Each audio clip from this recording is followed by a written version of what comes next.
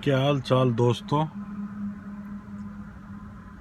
गबन एपिसोड का तीसरा भाग। रामनाथ दयानाथ का लड़का दयानाथ को बोला, आपने ये कब कहा था कि ये गहने हम 1-2 दिन के लिए लेके आए हैं और 2-4 दिन में ही लौटा देंगे। दयानाथ, तो फिर हमें किसी दूसरे बहाने से गहने मांगने पड़ेंगे। बिना गहने मांगे काम नहीं चलेगा और सुनार तो मानने वाला भी नहीं है। उसके गहने लौटाने पड़ेंगे या पैसे देने पड़ेंगे।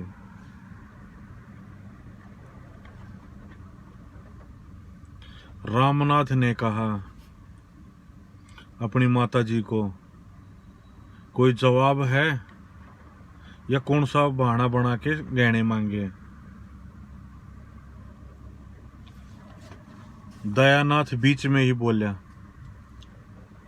हम उसको नकली गहने दे देंगे, पानी घोल चढ़ा हुआ। रामनाथ बोले, उसको पता लग जाएगा तो उसको पता लग जाएगा। धीरे धीरे जो घोल चढ़ा रखा है उसका पानी उतर जाएगा और सारी पोल पट्टी खुल जाएगी। रामनाथ की माँ बोली, इसमें तो मेरी भी बेइज्जती होगी साथ में।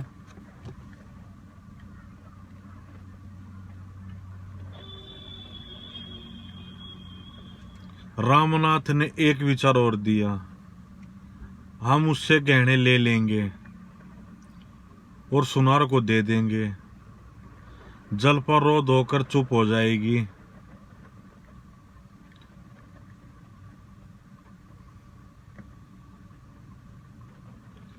रामनाथ की माँ बोली, इसमें तो बेइज्जती ज्यादा होगी,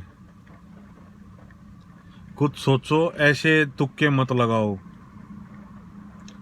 वो बोलेगी कि कहाँ गया तुम्हारा बैंक बैलेंस, कहाँ गई जमींदारी। आप ऐसा करो, सुनार को 5-6 महीने पैसे देने के लिए टाल दो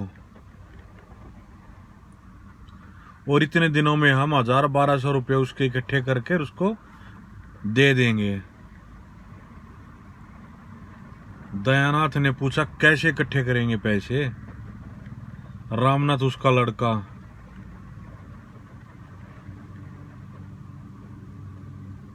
उसी तरह जैसे आपके और भाई करते थे। दयानाथ, वह मुझसे नहीं हो सकता। तीनों कुछ देर मौन बैठे रहे। दयानाथ ने अपना फैसला सुना दिया। रामेश्वरी, दयानाथ की घरवाली, और रामनाथ को फैसला मंजूर नहीं था, इसलिए अब इस गुत्थी को सुलझाने का भार उन दोनों पर भी आ गया। रामेश्वरी ने एक तरह का निश्चय कर लिया कि दयानाथ को झक मारकर नियम तोड़ना ही पड़ेगा। यह वह नीति है, हमारे ऊपर संकट पड़ा हुआ है और इसे अपने नियमों की पड़ी है। रामनाथ भी बुरी तरह फंस चुका था इसके। वह जलपा से गहने मांगने में संकोच कर रहा था, मांगू तो कैसे मांगू, और वह चाहता भी नहीं था कि जलपा से गहने मांगू। रामनाथ ने भी जलपा को बड़ी बड़ी डींगे आंक रखी थी।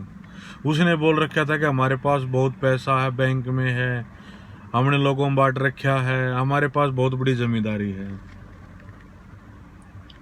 अब ये काम करके उसको अपने ही मुंह पर थप्पड़ मारने जैसा हो रहा था।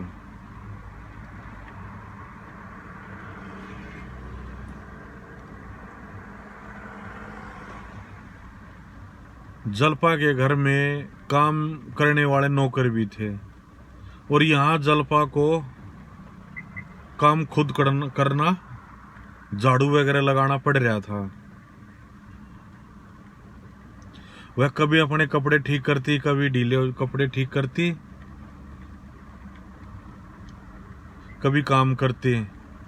उसका ऐसा ये काम कर कर घर का बुरा हाल हो रखा था। क्यों उसने अपने घर भी कोई काम नहीं किया था।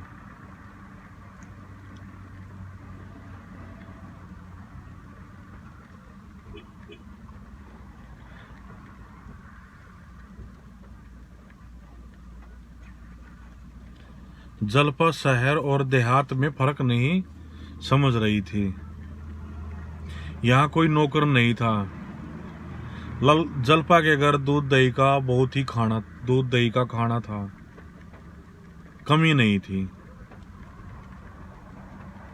और यहाँ बच्चों को दूध मिलना ही मुश्किल हो रहा था।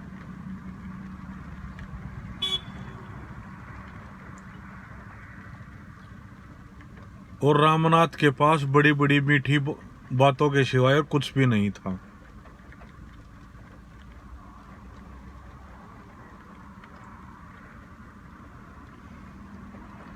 रामनाथ ने घर का किराया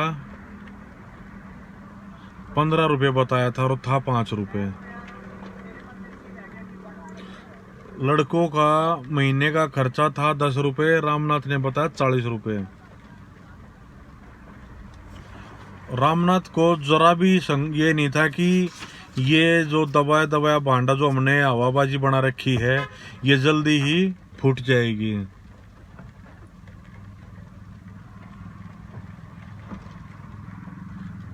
रामनाथ भी अपनी माँ की तरह अपने बापू पर सारी बातें छोड़कर निश्चित हो जाता था। और वह बड़ी बड़ी डींगे मारकर अपने ही जाल में खुद फंस गया। तो दोस्तों ये एक ही बातें उतनी करो जितनी जरूरत हो। हवा में तीर चलाओगे दोस्तों खुद ही पछताओगे।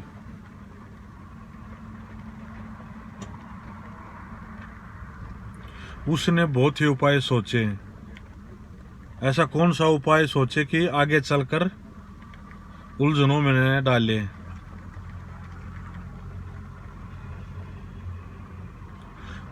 और ये बातें जलपा के सामने रामनाथ खोल देता तो सारी उम्र जलपा का गुलाम बनकर रहना पड़ता। वो बात बात पर बोल देती।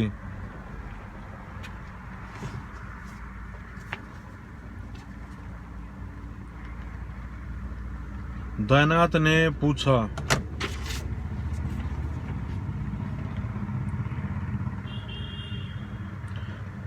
कोई बात सूझी? मुझे तो कुछ नहीं सूझ रहा, आप ही सोचिए, मुझे तो कुछ नहीं सूझता। क्यों नहीं उससे 2-3 गहने मांग लेते हैं? तुम चाहो तो ले सकते हो, हमारे लिए मुश्किल है, मुझे शर्म आती है।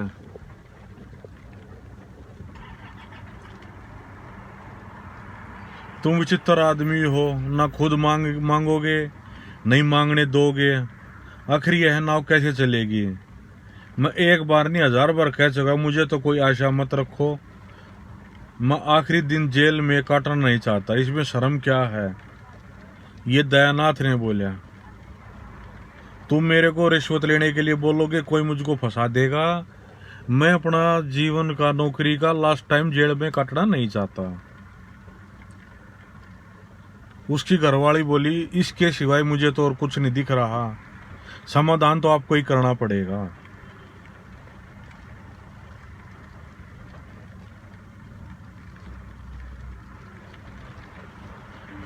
मैं भी आज गहने पहनकर बैठती, मेरे भी सहज धीरे धीरे एक एक गहना निकल गया।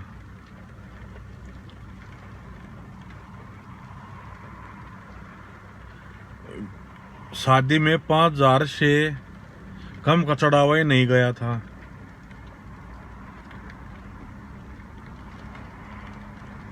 और मैं सोच रही हूँ एक छल्ला बनवाने के लिए, वो भी नसीब नहीं हो रहा। रामनाथ अपनी घरवाली को बोला, शर्म करो, यहाँ हमारी ऐसी तैसी हो रखी है, तेरे को गहने चाहिए।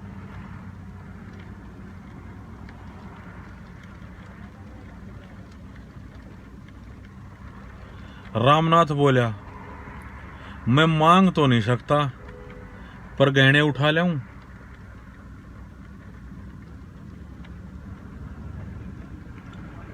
दयानाथ बोला, उठा लाओ उसको बगैर देखे। रामनाथ बोला, आप क्या समझ रहे हो? दयानाथ माथे पर हाथ रखकर बैठ गया।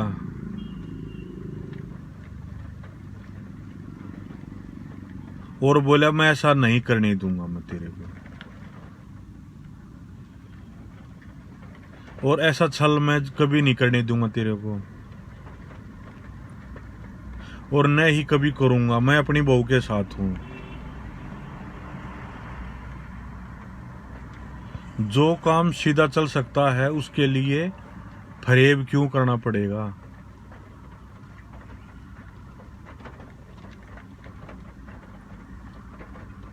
रामनाथ, आपको इससे क्या मतलब? मुझसे चीज ले लीजिए, मगर जब आप जानते थे कि यह नौबत आएगी तो जेवर लेने जरूरी ही थी क्या?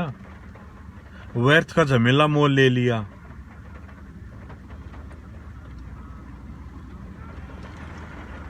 इससे तो लाख दर्जे अच्छा होता, हम जितना हमारे पास था उतना ही चढ़ा देते। उस भोजन से क्या लाभ खाने से, जिसको खाने से पेट में दर्द हो।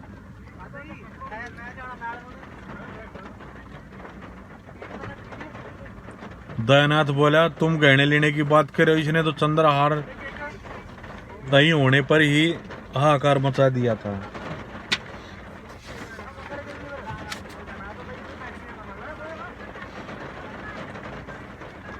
तो दोस्तों,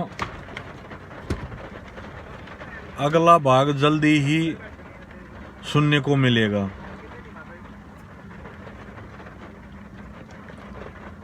दोस्तों, ठीक ठाक रहना इस महामारी के दौर पे।